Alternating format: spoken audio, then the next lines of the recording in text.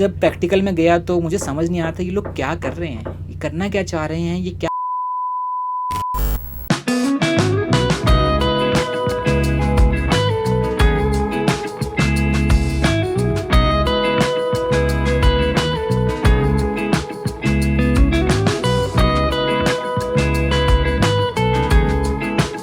Hey guys, what's up? Amar Singh this side and you watching the pharma world, जहां मिलती है आपको फार्मा से related updated news, college reviews और बहुत कुछ। सो गाइस, आज मैं कुछ ऐसा शेयर करने आया हूं जो मेरे दिल के बहुत करीब है। लाइक मेरी जर्नी, मैंने कैसे अपने बी फार्म कॉलेज की लाइफ जी है और कैसे मुझे फाइनली एक फार्मा और एक मेडिकल डिवाइस कंपनी के अंदर जॉब मिल गई है। Being a pharma student, I face lots of up and downs, जिसके अंदर में फर्स्ट डे याद है मुझे बी फार्मा का, जब पहली क्लास के अंदर मुझे कुछ वर्ड समझ नहीं आ रहे थे। मुझे वो दिन याद है जब क्लास के अंदर मैं रिकॉर्डिंग करता था टीचर की, ताकि मैं घर पे आकर के उसको स्लो मोशन में पढ़ पाऊँ। मैं फर्स्ट क्लास जब प्रैक्टिकल में गया तो मुझे समझ नहीं आ रहा था ये लोग क्या कर रहे हैं, ये करना क्या चाह रहे हैं, ये क्या बना रहे हैं। जब फार्मास्यूटिक्स की टीचर हमें बताती थी कि ये सिरप का अंदर सॉल्यूशन होता है, वो चीनी का पानी होता है, चाशनी होता है, आई वॉज वेरी कन्फ्यूज्ड। कुछ टाइम हुआ, फार्माकोलॉजी पहुँचे। फार्माकोलॉजी के अंदर हमने कुछ क्लासिफिकेशंस, मैकेनिज्म ऑफ एक्शंस, काफ़ी चीज़ें याद करी और किसी तरह एग्ज़ाम पास किया। एक सेमेस्टर होता तो दूसरे सेमेस्टर तक जाते और फिर ये सोचते कि हमने एक सेमेस्टर तो पार कर लिया, उसके बाद अगला सेमेस्टर पार कर पाएंगे कि नहीं कर पाएंगे। ऐसे ऐसे कुछ कन्फ्यूजन्स रहते थे, डाउट रहते थे खुद के ऊपर भी, कॉलेज के ऊपर भी। और इंसान भाई टूट जाता है यार जब ऐसे ऐसे ब्रेकडाउन और ऐसे ऐसे ख्यालात आते हैं इंसानों में। किसी तरह हमने पास किया बी फार्म का first semester, third, fourth, fifth, ऐसे चलता रहा। सेकंड सेमेस्टर हमारा ऑफलाइन था, सॉरी कोविड की वजह से ऑनलाइन था।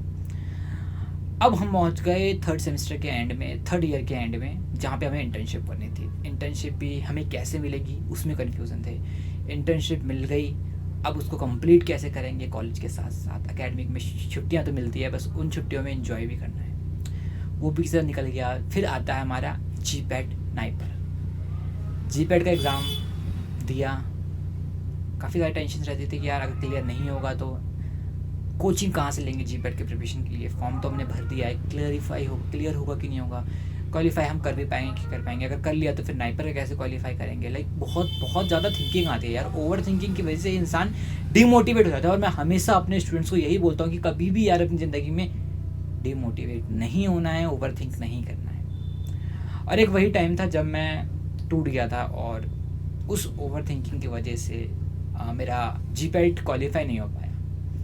काफ़ी लोगों ने मेरे को ताना मारा कि भाई तेरी क्वालिफाई नहीं है, जीपैट क्वालिफाई नहीं है, तो कुछ नहीं कर पाएगा, अभी से जॉब ले ले, तो मास्टर्स क्यों कर रहा है और क्या तेरे को जॉब मिल पाएगी।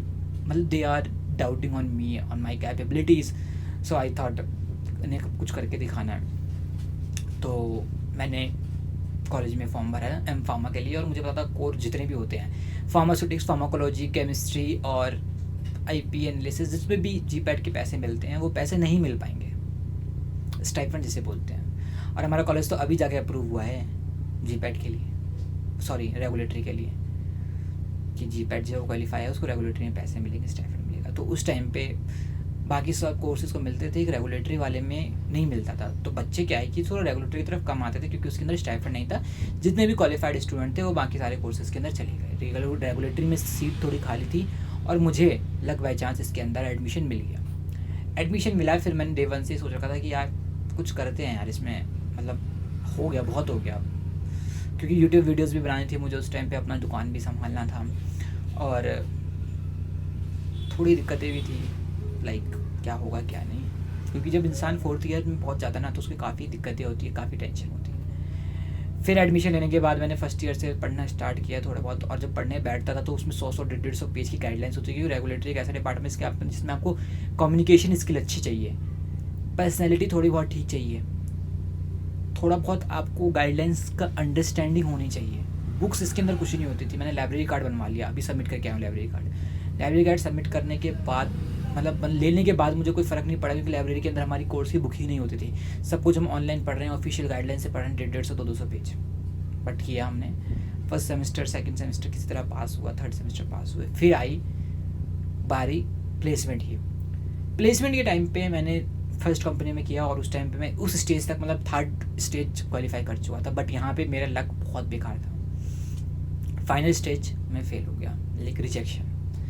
XYZ वो भी रीज़न था, मैं रीज़न यहाँ पे नहीं बताना चाहता, वो सबको पता है, बट था कुछ बाइसनेस वगैरह, मेरे को ऐसा मानना है।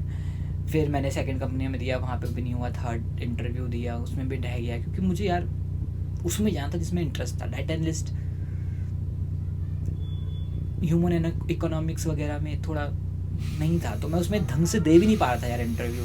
कैसे, जिसमें इंटरेस्ट नहीं है तो मैं कैसे कर पाऊँगा उसमें। फिर मैंने थोड़ा सा मेहनत की और रेगुलेटरी के अंदर अप्रोच किया। फाइनली मुझे एक कंपनी मिली जो इंटर्नशिप प्रोवाइड करी थी शुरू के 6 मंथ। मैंने इंटर्नशिप किया वहाँ पे और जॉब का ट्राई किया कि यहाँ पे मैं परमानेंट हो जाऊँ, और ऑलमोस्ट हो ही गया हूँ परमानेंट। लाइक मिल रहे हैं काम, सीखने को मौका मिल रहा है। रेगुलेटरी में ये क्या है, 2 से 3 साल तक आपको जब तक सीखने को नहीं मिलेगा तब तक नहीं मिलते हैं। और टू बी ऑनेस्ट, मेरा रियल वर्ल्ड एक्सपीरियंस मैं आपको बताऊं तो जितना आपने स्ट्रगल पढ़ने में किया था, थ्योरी में किया था, उससे डबल एक्सपीरियंस और डबल मेहनत, डबल स्ट्रगल आपको मैन्युफैक्चरिंग प्रोसेस में, from the reading of GMP guidelines to implement their guidelines, GMP guidelines. तो वो चीज़ थोड़ी ना हो जाती है मुश्किल यार, क्योंकि जो हमने पढ़ा है वो प्रैक्टिकल से मुश्किल होती है।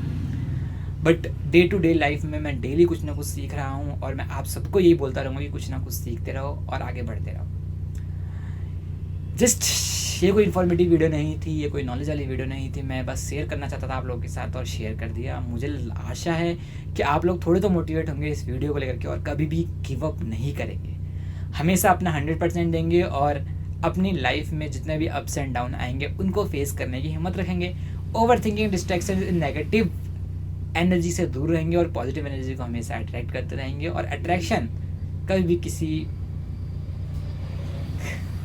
गलत अट्रैक्शन में नहीं पड़ना, प्लीज़ मेरी यही रिक्वेस्ट है। मिलते हैं नेक्स्ट वीडियो में नए कंटेंट के साथ, तब तक के लिए बाय बाय, टाटा, take care, see you, bye guys.